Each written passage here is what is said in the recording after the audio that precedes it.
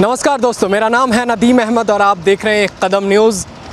जब से प्रधानमंत्री ने बांग्लादेश के दौरे पर अपना बयान दिया है, उसके बाद से प्रधानमंत्री के दावों पर लगातार सवाल उठ रहे हैं। आपको बता दें कि प्रधानमंत्री नरेंद्र मोदी जब बांग्लादेश के दौरे पर थे तो वहाँ पर उन्होंने कहा था कि वो 1971 में बांग्लादेश की आज़ादी के दौरान वो अपने साथियों के साथ इस आंदोलन में शामिल हुए और इस दौरान उन्हें जेल की हवा भी खानी पड़ी।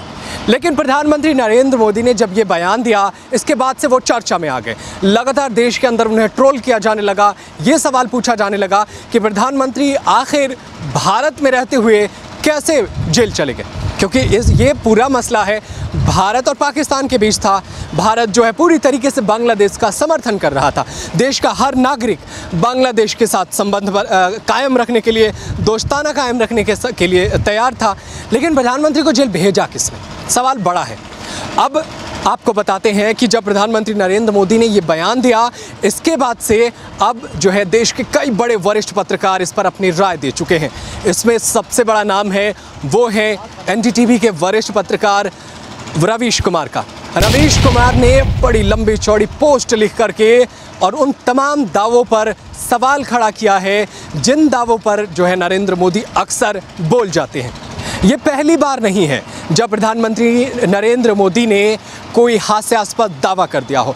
इससे पहले भी प्रधानमंत्री कई बार अपनी मंच से, अपनी रैलियों से, पब्लिक इवेंट से कई बार ऐसी बात कह चुके हैं जो बाद में वो घिर जाते हैं और इसका जवाब नहीं दे पाते हैं।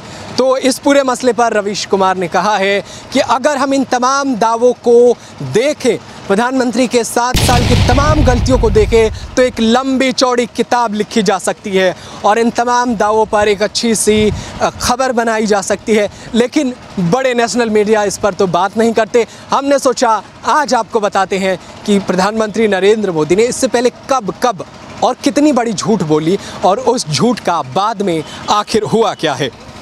तो आपको बताते हैं, इसकी लंबी चौड़ी लिस्ट है, उसमें सबसे बड़ा नाम है भगत सिंह का। प्रधानमंत्री नरेंद्र मोदी ने कर्नाटक में कहा था कि भगत सिंह जब जेल में थे उस दौरान कोई कांग्रेसी नेता उनसे मिलने नहीं गया था। सोचिए, क्या प्रधानमंत्री ने कैसे कह दिया कि उनसे मिलने नहीं गया था, जबकि उस दौरान तमाम बड़े कांग्रेस के लीडर उनसे मुलाकात करने गए थे और तमाम नेताओं ने अपनी अपनी पक्ष रखी। ये अलग बात है कि प्रधानमंत्री ने इस पूरे मसले पर सफाई नहीं मांगी। इसके अलावा जो है रवीश कुमार ने अपने रिपोर्ट में लिखा है कि जब गुजरात में विधानसभा चुनाव हो रहे थे उस दौरान भी नरेंद्र मोदी ने एक बड़ा झूठ बोला था और बड़ा झूठ बोला था जिसका जवाब नहीं तलाशा गया, नहीं किसी ने ढूंढने की कोशिश की। प्रधानमंत्री ने गुजरात चुनाव में कहा कि गुजरात में जो चुनाव हो रहे हैं इसमें कांग्रेस पार्टी को पाकिस्तान मदद कर रहा है। ये बातें नरेंद्र मोदी ने रैली के दौरान कही। उन्होंने कहा कि मणिशंकर अय्यर के घर पर जो है अहमद पटेल, भारत के पूर्व उपराष्ट्रपति हामिद अंसारी समेत मनमोहन सिंह प्रधानमंत्री भी शामिल थे इसमें, और इस दौरान जो है वो एक बड़े पूर्व सेना अध्यक्ष थे दीपक कपूर, उनका भी नाम शामिल था। सोचिए जरा कि एक सेना का अधिकारी कैसे पाकिस्तान की मदद करेगा, ये बड़ा सवाल है। हालांकि बाद में नरेंद्र मोदी ने राज्यसभा में इस पूरे मसले पर माफ़ी मांगी थी।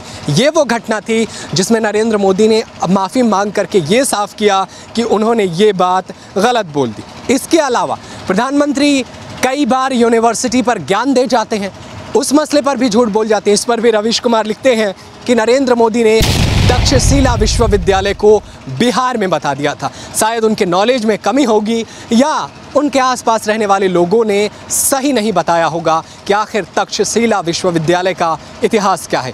इस पर भी रवीश कुमार ने लंबी चौड़ी पोस्ट लिखी है।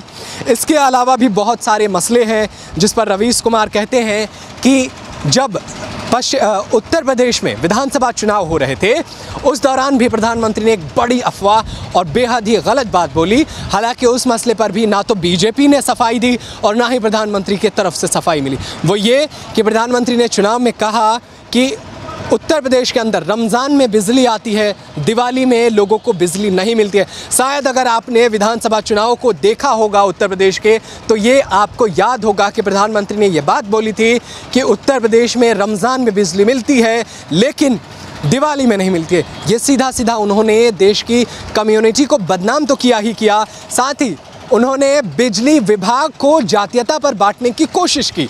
हालांकि जब बिजली चलती है तो ये नहीं देखती कि किसका घर मुसलमान का है, किसका घर हिंदू का है, वो तो बस रोशनी फैलाती चली जाती है। तो ये वो लिस्ट है जिसे रवीश कुमार ने अपने फेसबुक पोस्ट पर डाला था, जिस पर हमने लंबी चौड़ी बहस की।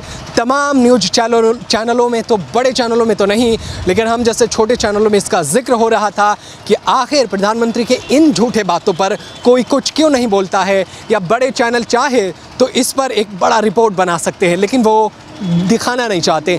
शायद ये उनकी वजह होगी, मजबूरी होगी, लेकिन हमने आपको बताया कि प्रधानमंत्री एक बार नहीं कई बार झूठ बोल चुके हैं। आप क्या सोचते हैं इस पूरे मसले पर, आप हमें कमेंट करके ज़रूर बताइए।